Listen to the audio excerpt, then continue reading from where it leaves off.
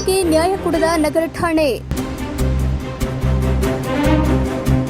FIR ಹಾಕಲು 5 ದಿನ ಬೇಕಾಯಿತು. ಇದರಲ್ಲಿ 4 ರಿಂದ 5 ಜನ ಕಾರ್ ಅಡ್ಡಗಟ್ಟಿದ್ರು.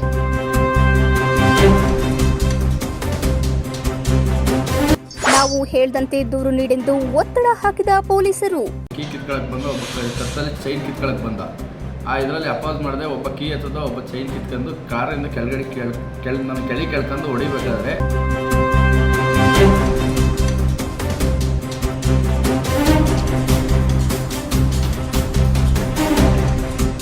Car ಜಖಂ, gold ಕಸಿದು ಪರಾರಿ. ಆರೋಪಿಗಳಿಗೆ ಪೊಲೀಸರಿಂದಲೇ ರಕ್ಷಣೆ ಆರೋಪ.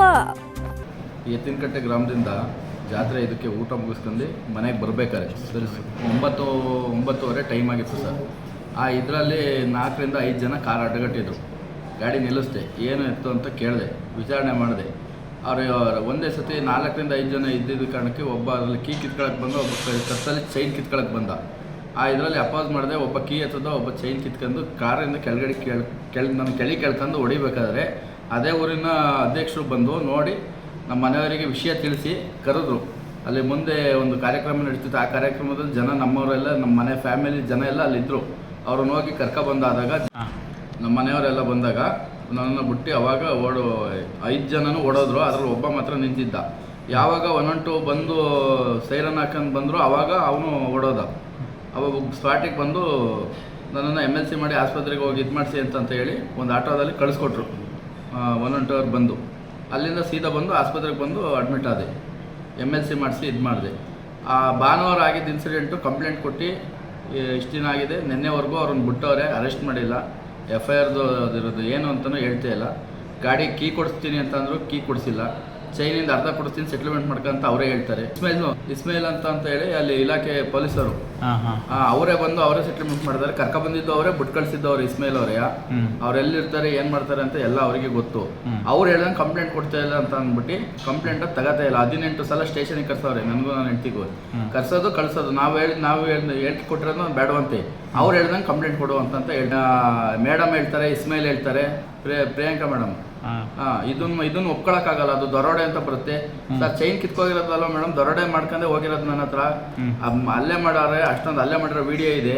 ಮತ್ತು ಆಸ್ಪತ್ರೆಗೆ ದಾಖಲಾಗಿರೋದು ನಿಮ್ಮ ಸಿಬ್ಬಂದಿನೇ ಬಂದ್ಬಿಟ್ಟು ನಿಮ್ಮ ಇಲಾಖೆಯೇ ಕಳಿಸ್ಕೊಟ್ಟಿದ್ದು ಅಂತ ಎಲ್ಲ ಹೇಳಿದ್ರು.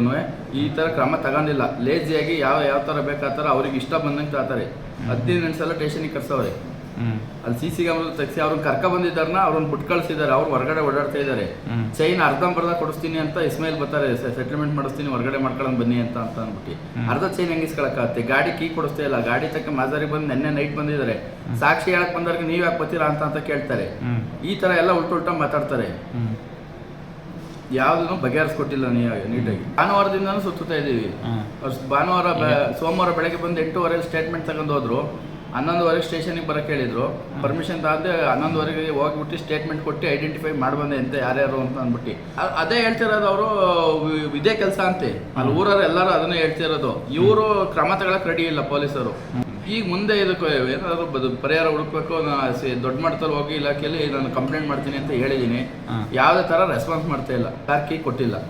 ಅದೇ ಅವರು ನಿನ್ನೆವರೆಗೂ ಸೆಟ್ಲ್ಮೆಂಟ್ ಮಾಡಿಸ್ತೀನಿ ಅಂತಂದ್ರು. ಅದೇ ಅರ್ಧ ಚೈನಿಂದ ಅರ್ಧ ಕೊಡಿಸ್ತೀನಿ, ಕಾರ್ ಕೀ ಕೊಡಿಸ್ತೀನಿ, ಕಾರ್ ರಿಪೇರಿ ಮಾಡಿಸ್ಕೊಳ್ಳೋದು ಏನೈತೆ ಅದನ್ನ ಕೊಡಿಸ್ತೀನಿ, ಇಸ್ಕಳಿ ಅಂತ ಅಂದ್ಬಿಟ್ಟು ಅವ್ರ ಊರವ್ರು 4 ಜನ ಬಂದಿದ್ರು.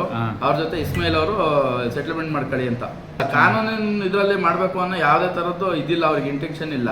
ಮತ್ತೆ ಇದ್ರಲ್ಲಿ ಇಲ್ಲೇ ಗೊತ್ತಾಗುತ್ತೆ. ಅವ್ರ ಊರಿಗೆ ಕರ್ಕೋಯ್ತು, ಅವ್ರ ಪೊಲೀಸರು ಬಂದಿದ್ರು. ಅದೆಲ್ಲರೂ ಸ್ಪಾಟಿಗೆ ಅಲ್ಲಿ ಹೇಳ್ತಾವ್ರೆ ಇವ್ರದ್ದು ಏನೈತಿ ಇದೆಲ್ಲ ರ್ಯಾಬ್ರಿ ಮಾಡೋದು ಇದೇ ಕೆಲಸ ಅಂತ ಅಂದ್ಬಿಟ್ಟು ನಮ್ಮ ವಿಚಾರ ಇಷ್ಟ ಈತಲ್ಲ. ಆಮೇಲೆ ಅವತ್ತಿನ ದಿವಸ ನೀನು ಚೈನ್ ಹಾಕಿರೋದು ಗ್ಯಾರಂಟಿ CCTV ಇರ್ಬೇಕು ಅಂತ ಅದನ್ನು ತೆಗೆಸ್ಕೊಟ್ಟೆ. ಒಂದ್ ಕೇಳಿದ್ರೆ ಒಂದು ಉಲ್ಟಾ, ಒಂದ್ ಕೇಳಿದ್ರೆ ಒಂದು ಉಲ್ಟಾ. ಆಮೇಲೆ ಅಲ್ಲೇ ಆಗಿರೋದು ಇದು ನೀನ್ ಆಕ್ಸಿಡೆಂಟ್ ಮಾಡ್ಕೊಂಡಿರ್ಬೋದಲ್ಲ ಅಂತ ಕೇಳ್ತಾರೆ. ಯಾರು? ಜಮೀಲ ಮತ್ತೆ ಅಲ್ಲಿ ಇನ್ನೊಬ್ರು ರೈಟಿಂಗ್ ಮಾಡ್ತಾರೆ, ಅವ್ರ ಹೆಸರು ಗೊತ್ತಿಲ್ಲ. ಅಲ್ಲಿದ್ರೆ ಹೇಳ್ತೀನಿ.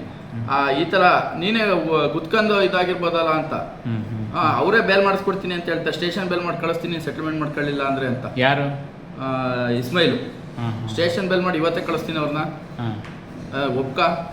ಈ ತರ ಇದನ್ನ ಈ ತರ ಮಾಡಿದಕ್ಕೆ SP ಆಫೀಸಿಗೆ ಹೋಗಿ ಅಲ್ಲಿಂದ ಫೋನ್ ಮಾಡಿಸಿದ್ದೆ. ಅಲ್ಲಿ ಅವತ್ತು SP ಮೇಡಮ್ ಇರಲಿಲ್ಲ, ಅಡಿಷನಲ್ SP ಇರಲಿಲ್ಲ, ಅವ್ರು PM ಡ್ಯೂಟಿಗೆ ಹೋಗಿದ್ರು. ರಿಸೆಪ್ಷನಲ್ಲಿ ಅವರು ಕರೆದು ಏನಕ್ಕೆ ಬಂದಿದ್ರು ಅಂತಂದ್ರೆ ಈ ಥರ ಆಯಿತು ಮೇಡಮ್, ಈ ಥರ ಇಷ್ಟು ದಿವಸ ಆಯ್ತು ಕಂಪ್ಲೇಂಟ್ ಕೊಟ್ಟು ಈ ಥರ ತಗತಾ ಇಲ್ಲ ಅನ್ನೋದಕ್ಕೆ ಅವ್ರು ಫೋನ್ ಮಾಡಿ ಭಾನು ಮೇಡಮ್ಗೆ ಹೇಳಿದ್ರು. ಭಾನು ಮೇಡಮು ಘಟನೆ ಆದ ಮಾರನೇ ದಿವಸನೇ ಹೇಳೋಗಿದ್ರು, FIR ಮಾಡಿ ಅವ್ರದ್ದು ಕರೆದ್ಬಿಟ್ಟು ಪದೇ ಇವ್ರದ್ದು ಇದೇ ಆಯಿತು ಅಂತ ಹೇಳಿ ಮೇಡಮ್ ಇವ್ರಿಗೆ ಹೇಳೋದು ಪ್ರಿಯಾಂಕಾ ಮೇಡಮ್ಗೆ.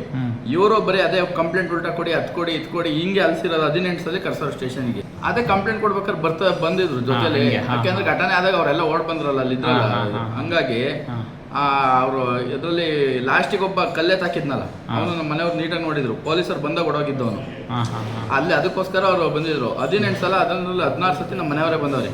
ಹೇಳಿದ್ದಾರೆ ಅದನ್ನು ಹೇಳಿಕೆಯಲ್ಲಿ ಇದು ಮಾಡ್ತಿದ್ದೀನಿ, ಬಿಡೋದ ನಿನ್ನ ಕಂಪ್ಲೇಂಟ್ ಕೊಟ್ಟರೆ ಇದು ಮಾಡುತ್ತೆ ಹಂಗೇನಾರು ಮಾಡಿದ್ರೆ ಅಂತ ಅಂದ್ಬಿಟ್ಟು ಎದುರಿಸಿ ಇವ್ರೊಳಗೆ ಬತ್ತೀಯ ಮತ್ತೆ ಅಂತ ಕೊಲೆ ಬೆದರಿಕೆ ಹಾಕೋಗಿರೋದಿದೆ. ಅದು ಮೆನ್ಷನ್ ಮಾಡಿಸಿದ್ದೀನಿ ಅಂತ. ನಮ್ಮ ಗಾಡಿಗಳಿದೆ ಟ್ರಾವೆಲ್ಸು, ಎಲ್ಲಿ ಬೆಂಗಳೂರಲ್ಲಿ. ಇಲ್ಲಿ ಬಂದಿದ್ದು ಇಲ್ಲಿ ಬಂದಿದ್ದು ಹಬ್ಬ, ಹೆಂಡತಿಯವರು ಹಬ್ಬದಕ್ಕೆ ಬಂದಿದ್ದು. ಎತ್ತಿನ ಕಟ್ಟೆ ಇಲ್ಲ ಹೋಗಿಲ್ಲ. ಇದೇ ಕಾರಣದಿಂದ ಇಲ್ಲೇ ಉಳ್ಕೊಂಡಿದ್ವಿ. ಇದೇನಾಯ್ತು ಅಂತಾನೆ ಅದೇ ಪೊಲೀಸರು ಏನು ಹೇಳಲ್ಲ, ವಿಚಾರ ನಮ್ಗೇನು ಹೇಳ್ತಿಲ್ಲ. FIR ಮಾಡಿದ್ವು, ಇದನ್ನು ಅವ್ರು ಒಳಗೆ ಬಿಟ್ರು, ಏನು ಮಾಡಿದ್ರು, ನಮ್ದು ಕಾರ್ ಕೀ ಕೊಡಿಸೋ ವ್ಯವಸ್ಥೆ ಆಗಲಿ, ಚೈನಿಂದಾಗಲಿ ಏನು ಇದಿಲ್ಲ. ಆಮೇಲೆ FIR ಅಲ್ಲಿ ಏನು ಬರ್ದವ್ರೆ ಅಂತ ನಾವು ಕೊಟ್ಟಿರೋ ದೂರು ಅದನ್ನೇ ಟೈಪ್ ಮಾಡಿದ್ದೀನಿ ಅಂತಾರೆ, ಅದನ್ನು ತೋರಿಸ್ತಾ ಇಲ್ಲ. ಅದೇ ನಾನು ಕೊಟ್ಟಿರೋ ಇದು ಕಂಪ್ಲೇಂಟು ನಾನು ಕೊಟ್ಟಿದ್ದೆ, ಅವ್ರು ಮಾಡ್ಕೊಂಡಿದ್ರೆ ಅವ್ರು ಹೇಳಿಕೆ ರೀತಿ ಮಾಡ್ಕೊಂಡಿದ್ರೆ ನಾನು ಭೇಟಿ ಮಾಡೇ ಮಾಡ್ತೀನಿ, ಮತ್ತು ಅಲ್ಲೇ ಕೊಡ್ತೀನಿ. ಅವ್ರು ಓಡಾಡ್ತಾ ಇದ್ದು ಫೋಟೋ ತಕ್ಕೊಂಡಿದ್ದೀನಿ ನಾನು.